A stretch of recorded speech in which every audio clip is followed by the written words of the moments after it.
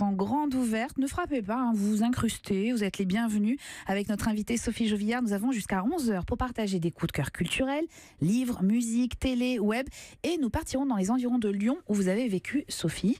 N'hésitez pas à réagir sur le répondeur au 39 21, 50 centimes la minute, et sur les réseaux sociaux via la page Facebook et sur Twitter, #CDLE, et même sur la page Instagram aussi. On a déjà des messages, Lise, ou pas? Oui, je crois qu'en plus, Sophie l'a vu. C'est Aurélie qui vous demande: bonjour, merci pour vos magnifiques rires et sourires. Question pour vous, y a-t-il une mèche rebelle sous les chapeaux, casquettes, bérets de Sophie?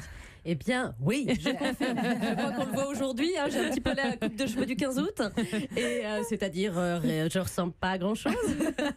Donc oui, alors, c'est drôle que vous me posiez cette question parce qu'on me la pose souvent. Oui, je porte beaucoup des chapeaux, des casquettes et autres bibis sur la tête pour une raison très simple, c'est que je suis toujours en extérieur et j'ai la peau très claire. Donc, je prends beaucoup de coups de soleil. Voilà, faut et se le protéger. soleil, c'est pas bien pour la peau. Voilà. Et donc, du coup, voilà la raison pour laquelle je porte souvent chapeau et casquette. Alors, et puis vous aimez bien ça en plus. Alors, un, j'aime bien ça, et deux, ça me protège. Mais c'est vraiment une protection. Voilà, c'est juste pour me protéger. Quand on a la peau fragile, c'est important. Voilà, c'était mon conseil beauté. Oui. Sophie Jovillard, vous êtes née à Lille, de parents bordelais. Oui. Vous avez passé votre enfance dans un petit village du Beaujolais. Je valide. Vos vacances dans le bassin d'Arcachon. Tout à fait. Vous avez travaillé pour les antennes régionales de France 3 Bourgogne-Franche-Comté, France 3 Méditerranée. Est-ce que vous connaissez le mot sédentarité?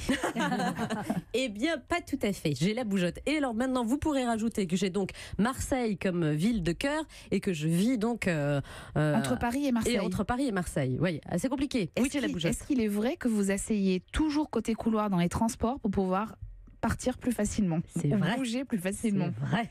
J'ai la bougeotte, ouais. Dans les avions, c'est toujours côté couloir et dans les trains aussi. Mais enfant, vous étiez déjà comme ça?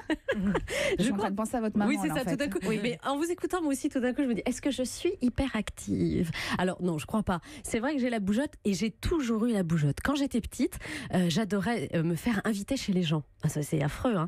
Non, mais non, pourquoi c'est pas... Et ben parce que je sais pas, je me revois, j'avais 10 ans et il y avait des amis qui venaient à la maison et j'étais pas la dernière à leur dire je peux venir passer la soirée chez vous et tout ça. Alors les gens me trouvaient très sympathique, alors mais bien sûr, viens, et je passais 2-3 jours chez eux sans problème. Donc les rencontres, le goût des rencontres, mais ça c'était commence déjà toute enfant, petite. quoi. Oui, quand mes parents recevaient des gens, j'aimais beaucoup rester sur le canapé, je m'endormais sur le canapé, j'écoutais les voix.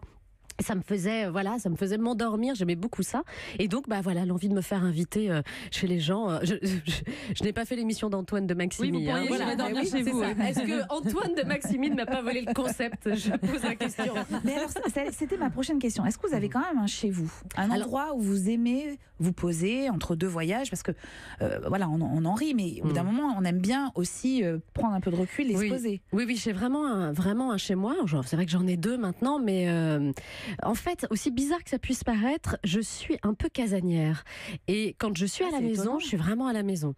Quand je pars en vacances, j'aime pas trop prendre d'avion. J'aime bien être à la maison. Je crois que j'ai passé mes vacances là, la plupart de mon temps dans la cuisine, à préparer des salades fraîcheur pour mes amis. Mais voilà, j'aime beaucoup rester à la maison. Mais c'est parce que voilà, j'ai un job de rêve et je voyage beaucoup. Donc c'est vrai que le nid, le foyer, c'est très important pour moi. Mais est-ce que vous imaginez aujourd'hui rester dans un même lieu? Je sais pas. Un jour ça viendra, un jour ça s'arrêtera. Je ne vais pas voyager pendant 30 ans. Je vais passer l'émission. Il y en a qui l'ont déjà fait. Oui, on a reçu Mike Horn, 55 ans, et il voyage toujours. C'est vrai. Oui, mais je voyage pas trop à la Mike Horn, moi, quand même. Mais... Celui, c'est un peu extrême. C'est vrai. J'ai pas son tempérament. Et alors, si je vous dis, voilà, ça c'est un billet d'avion. Oui. C'est votre dernier billet d'avion. Vous devez choisir votre destination finale. Est-ce que vous avez une idée où vous vous installez?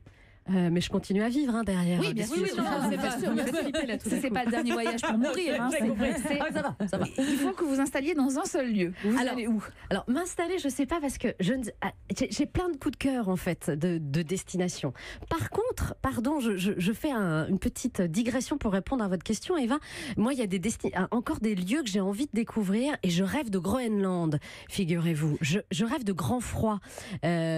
Pourtant, j'ai des attaches dans le sud, à Marseille, je vous le disais, mais je rêve de pôle, moi, du froid. Donc, je ne sais pas si ça serait mon ultime destination, mais en tout cas, ça serait une de mes destinations de rêve, c'est vraiment de découvrir le Groenland, entre autres, ou en tout cas, ces régions polaires.